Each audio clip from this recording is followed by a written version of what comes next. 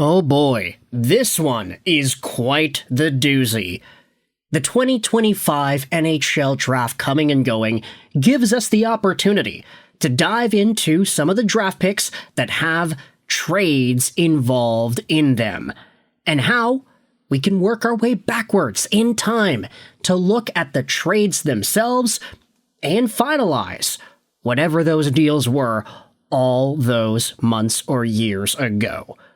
That is exactly what we are doing today as we take a look at Steve Yzerman's trade history for the Detroit Red Wings, and we take a look at this trade on March 2nd, 2023.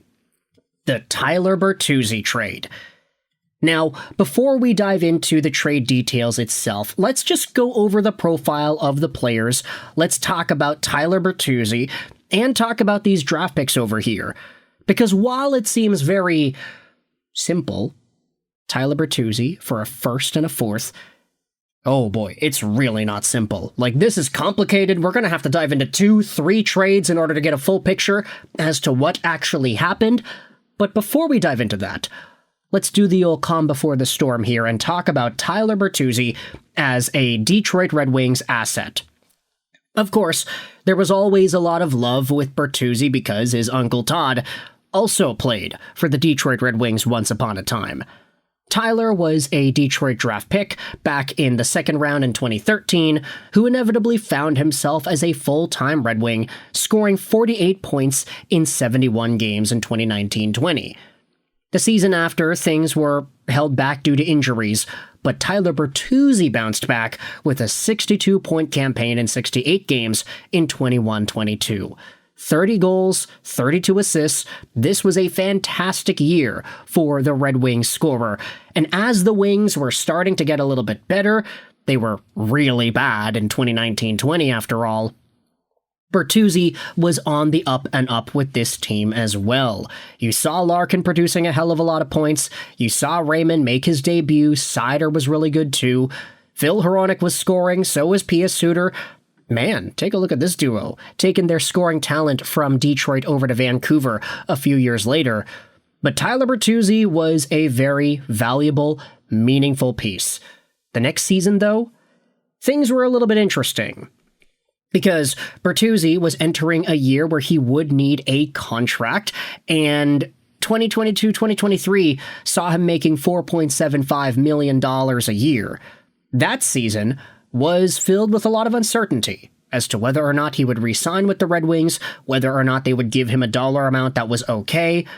So, in the midst of all that uncertainty, because the Wings weren't really too great yet, they were still trying to get better, they were still trying to bolster up their lineup, and with the fact that Bertuzzi only played 29 games in 22-23 with the Wings, they sent him over to Boston, where he was a very good point producer in the playoffs.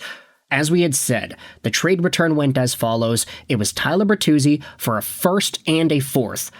That's all it looks like on paper, but there were a lot more details which we'll dive into in this video.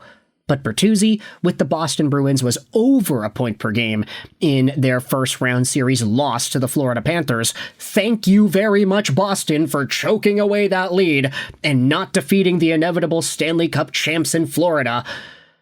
Actually, no, they made the finals that year. They didn't win, though. Ah, that's right. The Panthers made the finals 3 years in a row, and they almost lost that opportunity in the first round in 2023. But the Bruins were a very good team. They ended up losing in the first round. They choked it away. Bertuzzi became a free agent, and then he started going from place to place to place. Like, it's kind of funny because he just keeps on signing these $5.5 million deals. He got $5.5 in 23-24, then he got $5.5 the next year. He had signed 1-year deals with Toronto and then inevitably Chicago, 1 year with the Maple Leafs, 4 years with the Blackhawks. So Tyler Bertuzzi has been marketing himself around the league very well, and now he's a consistent 20-goal, 40-point guy year to year. Who knows how that's going to change next year with Chicago's Connor Bedard hopefully taking the next step and whomever else it is in that roster that can go upwards as well. But Tyler Bertuzzi getting traded over to Boston is only one part of the equation. Because if you take a look at the actual page on Puckpedia for the trade itself, you will see some of the stipulations on the draft pick. Because the 2024 first-round pick that the Red Wings acquired in this Bertuzzi trade had top 10 protection. The result was that it would stick around in the 2024 year. It was not unprotected 2025. And the fourth-round pick in 2025 that the Red Wings ended up acquiring in this trade too was inevitably sent over to Anaheim. Let's go out there and take a look at each of the 2 draft seasons and why exactly it is the Red Wings did not end up using these draft picks. Let's actually go to the 2024 draft instead, because this one's a lot more complicated. So, the 2024 first-round pick that the Red Wings ended up receiving for Tyler Bertuzzi found its way back over to Boston in a series of trades over here. The Bruins sent this first-round pick to Detroit for Tyler Bertuzzi. Then, you had the Red Wings acquiring Alex DeBrincat from the Ottawa Senators in exchange for a package which included this conditional first-round pick. And then the Ottawa Senators sent this pick and Korpisalo and Mark Kastelik over to Boston for Linus Ullmark. So this 25th overall pick in 2024 got passed around like candy. And essentially, the Red Wings ended up acquiring Alex DeBrincat out of all of this. It was DeBrincat plus the first, plus a fourth, plus Kubalik, plus Sebrango. It was a big package, and it's hard to fully put it all together, but when you add Tyler Bertuzzi onto the mix too, you start to see, okay, this is where the draft pick lies. Then, if you go over to the 2025 NHL Entry Draft and you scroll all the way down to the 101st overall pick, this is the 5th round pick that the Red Wings acquired in the Bertuzzi trade. They acquired this pick for Tyler Bertuzzi, but then the Anaheim Ducks acquired Robbie Fabry and this pick from the Red Wings for Gage Alexander. That's it. So when you add everything together, the Red Wings sent over what was Tyler Bertuzzi plus this entire package over here of Robbie Fabry, as well as Kubalik, Sebrango, and a 2024 4th-round pick for Alex DeBrincat and Gage Alexander. You don't need to talk about the first-round pick here because it cancels out. The Red Wings acquired the first, and then they sent it away, so you don't really need to mention it anymore. But ultimately, it's Kubalik, Sebrango, 2024 4th, Tyler Bertuzzi, and that Robbie Fabry in exchange for Gage Alexander and Alex DeBrincat. I told you this was going to be complicated, but man, oh man, we have to take a look at like 5 individual trades to fully get a picture as to what actually went down here. Let's actually reopen the draft page and just dive into 2024 so we can have both of the pages open at the same time.